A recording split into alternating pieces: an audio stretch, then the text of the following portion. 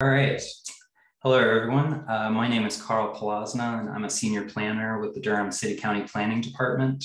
I've also got Scott Whiteman, planning manager of the community planning team, which is the team that has been leading the comprehensive plan project in the planning department. Thank you so much for joining us today.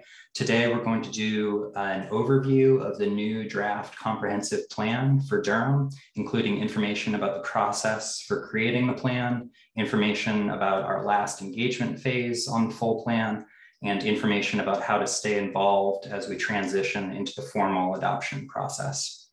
Next slide.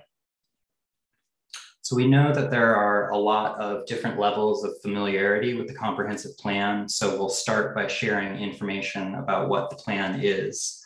A comprehensive land use plan is a long-range vision for how we grow and use land as a community. The plan includes all of Durham County, including the city of Durham.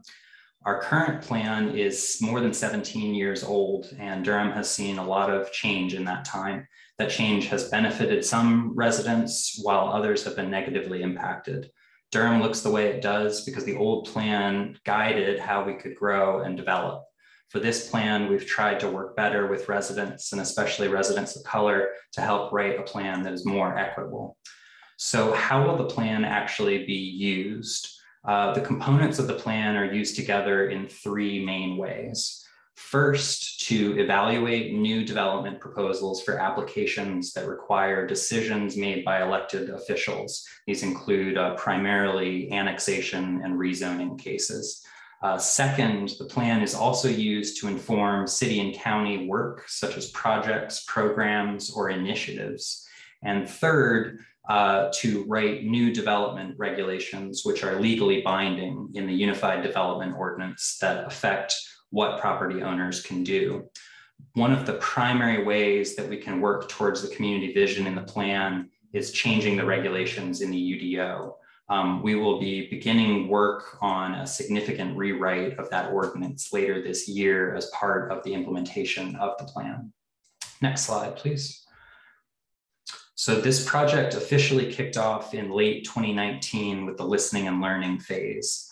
This phase of engagement included broad community discussions around the questions of what is your ideal Durham and what else is on your mind about Durham. We engaged over 1,000 residents in this phase and used that information to build the community goals and objectives. The pandemic hit soon after this project started, so we had to shift our approach in response. And also the equitable community engagement blueprint was being developed as this project began. So we've been working towards more equitable engagement and removing barriers to engagement over the last 3 years in a variety of ways. We shifted during the beginning of the pandemic and adjusted our efforts to account for community capacity during uncertain times, particularly in the first year of the pandemic. We listened to engagement ambassadors to shift how they're involved in designing engagement. And for those who are not familiar, engagement ambassadors are a new program for this project to help do engagement more equitably.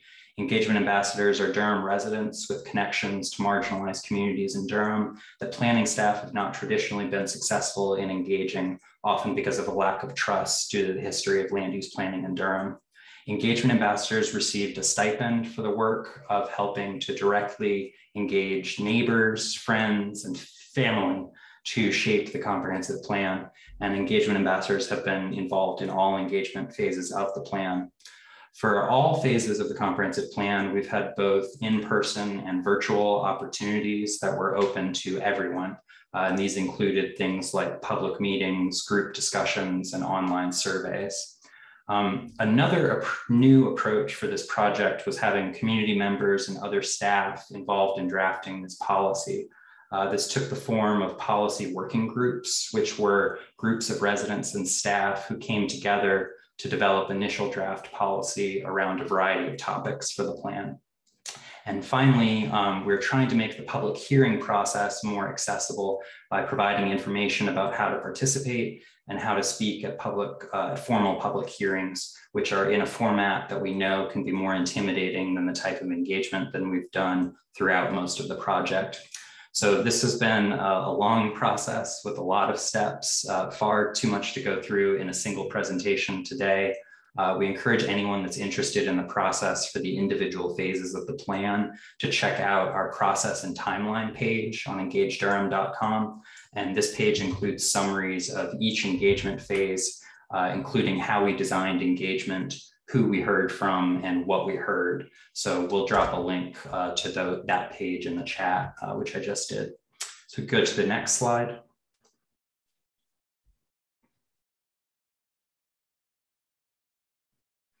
So let's talk about the different pieces of the plan itself. Broadly, the plan is split into 4 main sections. First, we have the guiding values and community goals and objectives. These were adopted by City Council and the County Commissioners in summer of 2021 and have begun to be used in a preliminary way to assess new development cases like annexations and rezonings. The community goals and objectives guided what the policies and other portions of the plan should be like, and were based off the input we received in the first main portion of engagement for the plan, which was called listening and learning. The next major piece of the plan are the policies and the actions. The policies are the actual written guidance and recommendations for the plan. They talk a lot about development, both things that the community has said they do and do not want to see in future development. The policies are organized by both broad and then also more specific topics around things like housing, transportation, and the environment. The actions are a menu of initiatives, projects, and potential programs that could be undertaken by the planning department and other parts of local government to implement the policies. We envision that actions may result in things like work program items for the planning department and other appropriate departments in the future. So the next major component of the plan are the place types. Comprehensive plans in North Carolina are required to have a future land use map, which is a map of every piece of property in the community. For this plan, we're replacing the existing future land use map from the 2005 comprehensive plan with a place type map. So place types will replace the future land use categories, and they have more detail than the existing future land use map.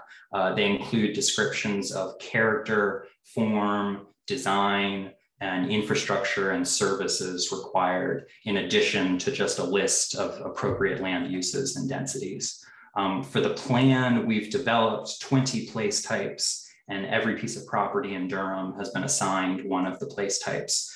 The place type map and the detailed place types descriptions show an aspirational map of where the community wants houses, stores, businesses, schools, or where to protect farmland and green space. It's important to note that the place types are not legally binding, and they do not change a property owner's rights under the existing zoning. The zoning map, in contrast, is legally binding and shows what is allowed to be built on a property today and is part of the Unified Development Ordinance. And in contrast, the place type map for the new comprehensive plan is a guide for future decision making. And finally, the last part of the plan is the implementation and report card section. The implementation list, which will be attached with the plan but not directly included, describes which departments and entities might be responsible for implementing things described in the policies, and especially the actions of the plans. The community report card is a mechanism for accountability and a framework for tracking progress once the plan has been adopted. It describes the intent behind the report card, the process for regularly creating and sharing the report card, and how the results from the report card will be used to inform future work. It also lays out what are called equity indicators, which are 8 key themes for tracking progress on the plan. And these include things like neighborhood change, building relationships with residents, access to housing and transportation, and environmental justice. Once the plan is adopted, the report card will be created and shared out every 2 years to track progress and inform adjustments or future work on the plan.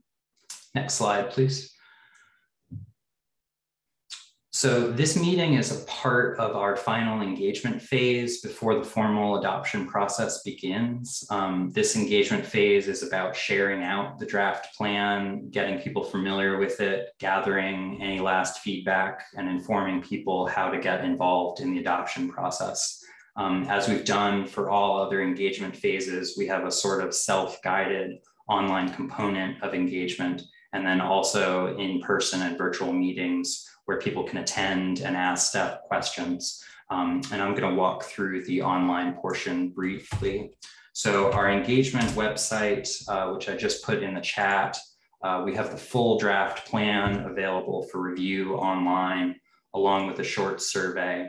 And we're also sharing some of the materials from the in-person meetings online for folks that are not able to make the in-person meetings. And again, all of that can be found on the Social Pinpoint website.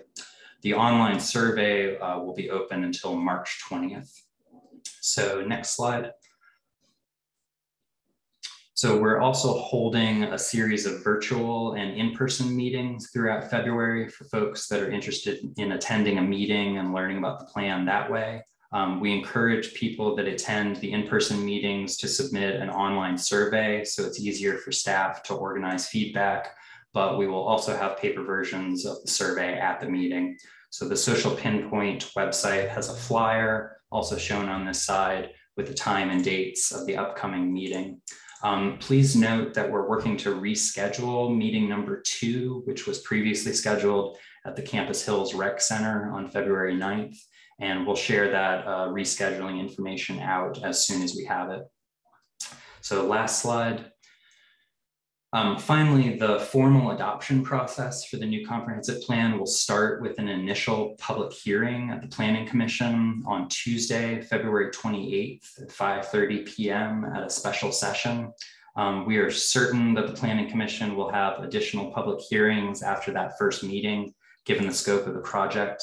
The Planning Commission will eventually issue an advisory recommendation on the plan, which will then move to a joint hearing before the City Council and the County Commissioners sometime in August.